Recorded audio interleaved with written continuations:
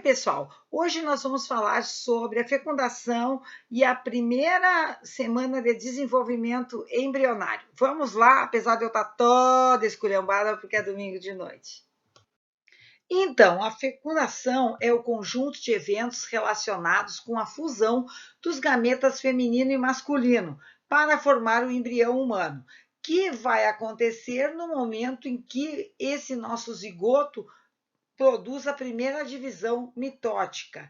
Em ócitos humanos fertilizados in vitro, o pronúcleo feminino, ou seja, aquela célula haploide que a gente conhece como óvulo, só vai ser formado cerca de 11 horas após a inseminação, porque, como nós aprendemos, o que é inseminado é o ovócito secundário. A fertilização geralmente vai acontecer na ampola da tuba uterina. Vamos relembrar rapidamente as principais estruturas dos gametas masculinos e femininos que vão estar envolvidos com a fertilização ou fecundação. No espermatozoide, a cauda e as mitocôndrias são muito importantes porque a cauda vai permitir a motilidade desse gameta em direção ao óvulo e as mitocôndrias vão fornecer energia para esse movimento. O acrossomo, que é um complexo de Golgi modificado, também vai apresentar relevância na hora da fertilização, como a gente vai ver. E, finalmente, é claro, o núcleo do espermatozoide, que a gente chama de pronúcleo, pois, afinal, ele só tem metade do número de cromossomos da espécie, ou seja, ele é haploide. No óvulo, a corona radiata, formada por células foliculares que vão permanecer juntos na hora da ovulação, também vão ter papel relevante na fertilização, bem como a zona pelúcida, que é aquela camada gelatinosa que envolve o ovócito. O núcleo, na hora da fecundação, ele ainda não é haploide, ele só vai se tornar depois, e por isso que a gente diz que o nosso óvulo, na realidade, é um ovócito secundário. Agora que a gente reviu essas estruturas, vamos aos processos da fecundação. Ao contrário do que possa parecer, a fecundação não é um processo tão simples e envolve pelo menos 8 etapas bem definidas. A primeira é a capacitação dos espermatozoides, a segunda é a passagem do espermatozoide pela corona radiata, a terceira é a fusão do espermatozoide com a zona pelúcida, a quarta é a reação acrossômica, a quinta é a reação cortical, a sexta é o término da meiófise para a formação do pronúcleo feminino haploide e, finalmente, a sétima é a fusão dos pronúcleos masculino e feminino. A capacitação é o conjunto de alterações fisiológicas que o espermatozoide ou os espermatozoides deverão sofrer para ter a capacidade de fertilizar o ovócito. Eu já tinha falado para vocês que quando eles são ejaculados, eles não têm essa capacidade.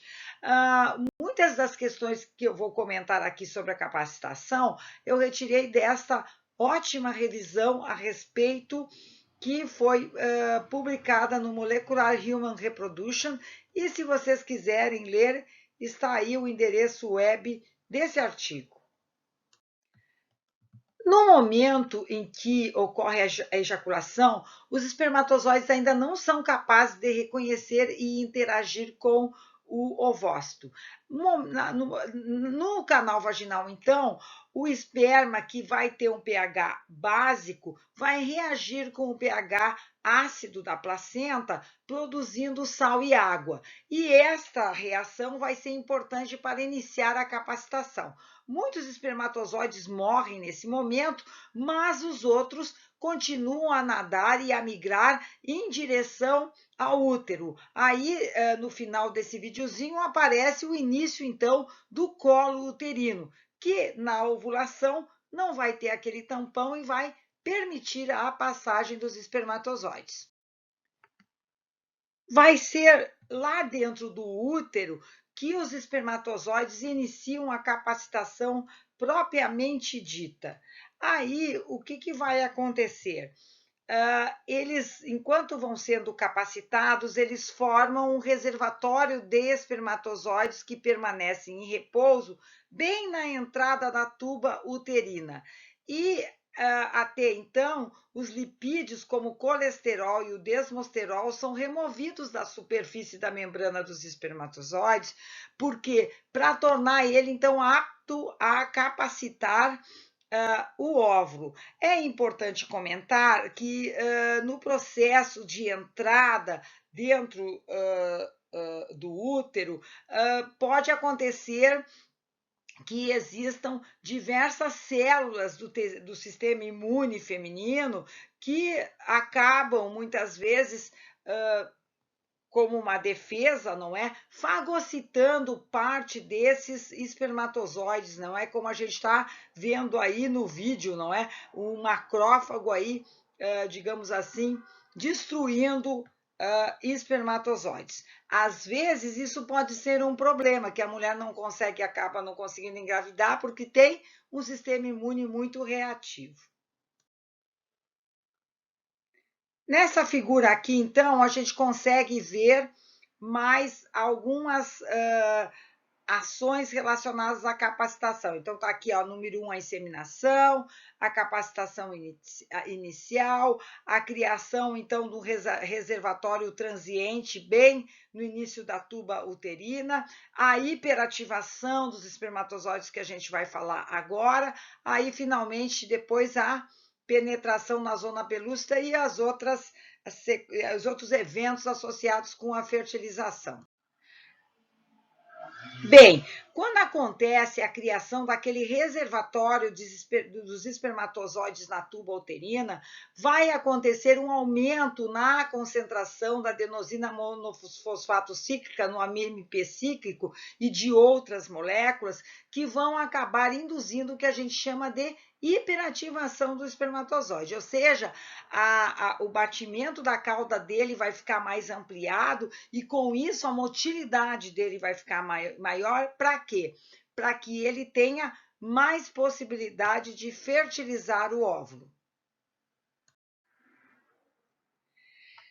Essa capacidade de fertilização e de aumento de motilidade, ela está muitíssimo relacionada com mudanças do pH e também da temperatura que vão acontecer desde o momento da produção dos espermatozoides até o seu amadurecimento e depois a sua capacidade de fertilizar, que vão acontecer em vários órgãos. Então, lá nos testículos, por exemplo, o pH que os espermatozoides vão estar imersos é cerca de 7,4 e a temperatura é de 35 graus centígrados. Depois, esse pH vai baixar um pouco mais quando os espermatozoides estiverem no epidídimo. Aí, na hora em que ocorrer a ejaculação, eles vão estar um pouco mais básicos, mas logo que acontece, então, a separação dos espermatozoides, o plasma seminal já está com um pH levemente ácido e ali no canal vaginal eu vou ter o quê? Uma temperatura de 37 graus centígrados. Como a gente falou antes que o canal vaginal tem um pH baixo de 6, essa reação toda vai ajudar na capacitação e quando ele chegar lá no início da tuba uterina, naquele reservatório, aí sim acontece outra mudança de pH importante e o pH agora volta a se tornar básico, porque tanto o útero quanto as tubas produzem carbonato de cálcio, que vão levar então a um pH de 7,4. E ali, naquele momento, a nossa tuba vai estar com uma temperatura de cerca de 38 graus e meio. É por isso que, no contexto geral, quando a mulher acaba ovulando, a temperatura basal dela está levemente mais alta. Agora sim, os nossos espermatozoides eles já estão aptos a migrarem em direção ao óvulo. Ali eu apresentei para vocês a tuba, ó, com os seus cílios, também ajudando a empurrar os espermatozoides, ainda que muitos desses espermatozoides possam ficar aprisionados no meio desses cílios e morrerem. Uma vez que os espermatozoides rodeiem o óvulo, eles começam a pressionar a corona radiata para tentar romper a matriz extracelular que junta essas células e passar através dela em direção ao óvulo. Acredita-se que as células do cúmulo, essas células da corona radiata, secretem substâncias quimioatrativas que vão facilitar a localização dos ovócitos pelos espermatozoides.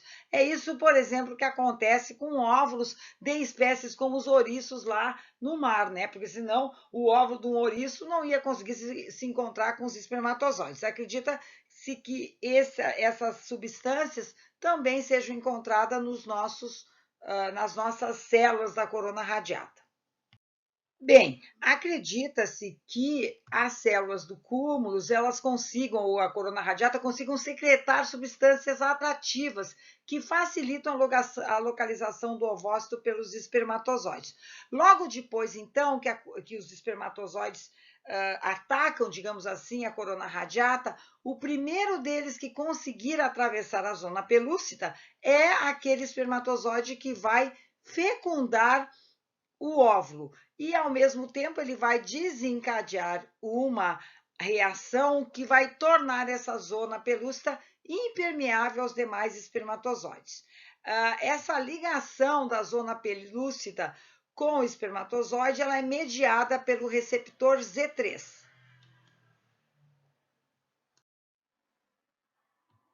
Essa figura nos permite ver melhor aí a ligação da zona pelúcida com receptores na membrana, não é, da cabeça do espermatozoide, não é como a gente está destacando aqui. Aqui nessa figura também a gente mostra então a ligação do Z3 ou do ZP3, não é? A zona pelúcida 3, que leva então à próxima parte da fertilização, que é a reação acrossômica. Na reação acrossômica, o que vai acontecer é que a membrana plasmática do espermatozoide ela vai acabar se fundindo com a membrana externa do acrossomo e, com isso, acontece a ruptura dela e a liberação da acrocina e da hialuronidase, que vão ser fundamentais para que aconteça agora a próxima etapa da fertilização. Essa etapa nada mais é do que a fusão da membrana do espermatozoide com a membrana do óvulo, não é? Então, no momento em que a membrana do espermatozoide toca na membrana do óvulo, essa outra engolfa ele e, com isso, vai haver a ruptura, a fusão, que vai permitir que o pronúcleo masculino entre para dentro do ovócito sem que necessariamente o resto da membrana entre, entra só o material interno do espermatozoide. Esse esquema permite a gente observar, então, a reação acrossômica e, logo após, então, a fusão das membranas do citoplasma do óvulo com a do espermatozoide. Assim que acontece a fusão das membranas, uma outra reação importante vai ocorrer. Ela é chamada de reação cortical. O ovócito ele possui grânulos no seu citoplasma que estão muito próximos da membrana plasmática. Logo que acontece a reação acrossômica e a fusão, esses grânulos eles acabam se fundindo à membrana plasmática do ovócito e liberando então o seu conteúdo para o espaço perivitelínico, que é aquele espaço que fica entre a membrana do óvulo e a zona pelúcida. Por que isso vai acontecer?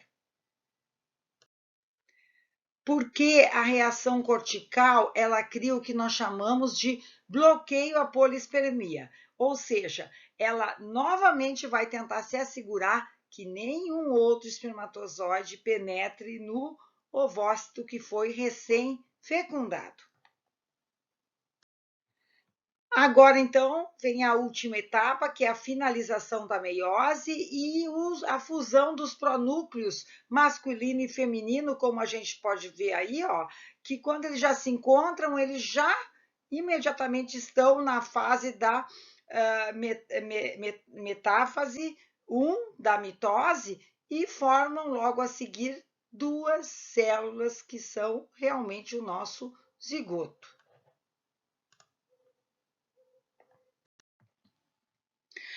Aqui nessa microfotografia que a gente obtém de fertilização in vitro, fica bem legal a gente ver esse momento da fusão dos dois pronúcleos, masculino e feminino. A partir da formação do zigoto, vai iniciar a primeira semana do desenvolvimento embrionário, cujo o principal evento inicial é a clivagem.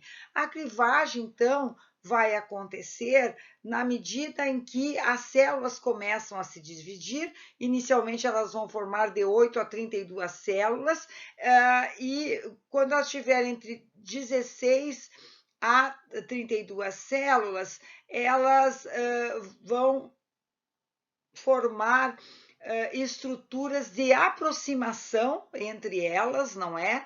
Num fenômeno conhecido como compactação. Isso aí vai permitir agora que essas células troquem produtos entre si para desencadear os eventos posteriores.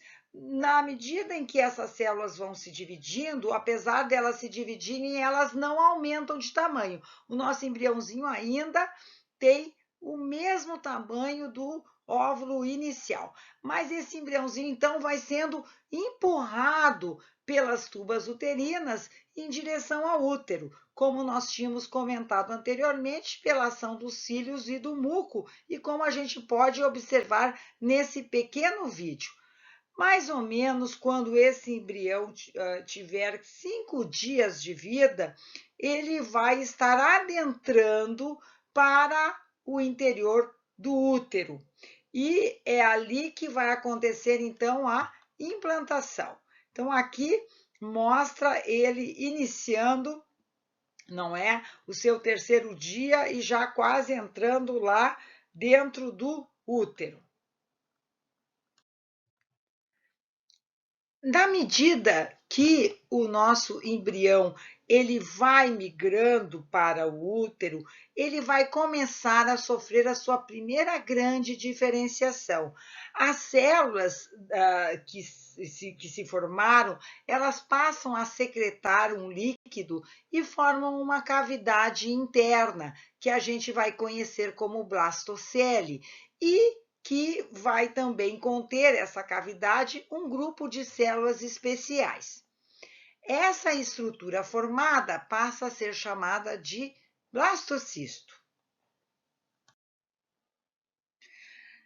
As principais partes do blastocisto são o trofoblasto, que é composto por uma única camada que circunda o nosso embrião, a cavidade do blastocisto ou blastocele, que está cheia de líquido, a massa celular interna, que é o punhadinho de células internas que nosso embrião apresenta, e que ela marca o que a gente chama de polo embrionário. Por quê? Porque vai ser a partir dessa região que vai acontecer a ligação do blastocisto com o endométrio uterino.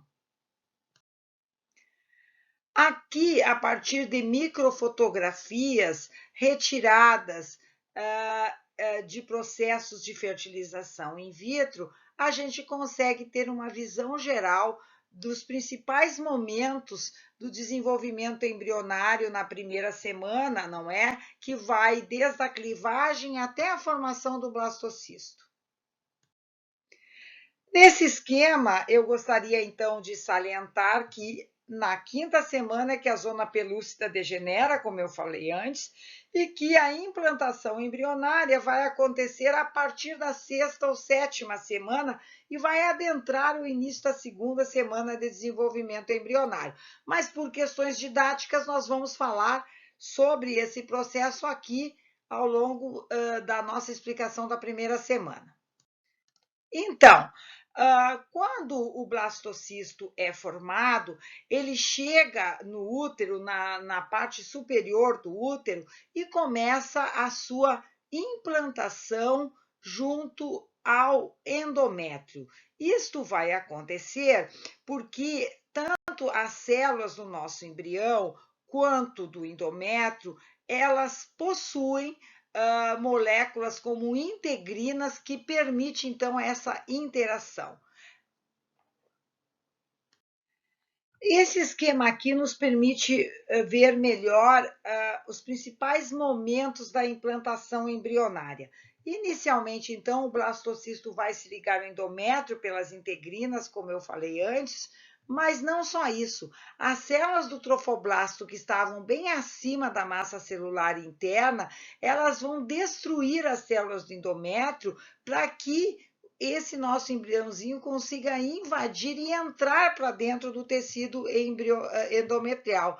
Assim, logo depois que o embrião penetra totalmente para dentro do endométrio, este aí vai se regenerar e agora o embriãozinho está novamente dentro do corpo da mãe. Existem problemas clínicos associados à primeira semana de desenvolvimento embrionário. Se elas forem algum tipo de mutação, geralmente esse embriãozinho nem vai vingar e a mulher aborta e muitas vezes nem sabe que ficou grávida. Mas um outro problema sério que a gente chama de placenta prévia. Por quê? Porque a placenta normal, ela vai se desenvolver a partir do local em que aconteceu a implantação embrionária e que deve ser nos 2/3 superiores do útero. Se for muito abaixo e principalmente próximo do colo uterino, na hora do nascimento, a pressão do bebê nessa região pode levar a uma hemorragia tão grande que a mulher pode ir a óbito. Também podem acontecer outros casos de alteração placentária, que nem a placenta acreta ou a increta e a percreta, em que o tecido embrionário ele acaba invadindo outros tecidos do útero que não só o endométrio, como o miométrio. E aí, quando isso acontece, muitas vezes, então, o jeito vai ser fazer uma cesárea e retirar o útero dessa mulher para evitar que ela morra por hemorragia.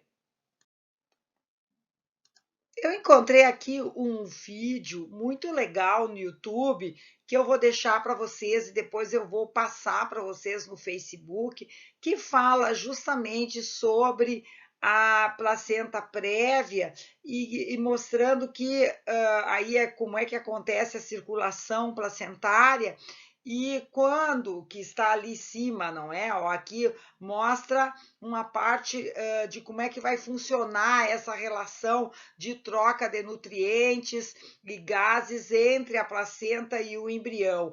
E ali, essa aí é o que nós esperamos ser o normal. Então, a placenta está bem localizada nessa parte do vídeo.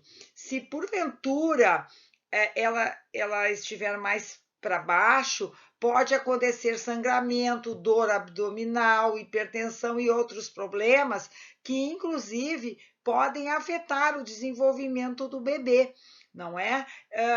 E isso não é uma coisa boa, isso pode levar, então, a uma hemorragia e, geralmente, esse processo aí vai fazer com que os procedimentos obstétricos sejam de altíssimo risco, porque esse tipo de situação é perigosa e pode levar, então, à morte da mulher. Quem quiser aprender mais e ver mais sobre isso, pode acessar esse vídeo, inclusive vendo aí os procedimentos cirúrgicos obstétricos associados quando acontece esse tipo de problema clínico.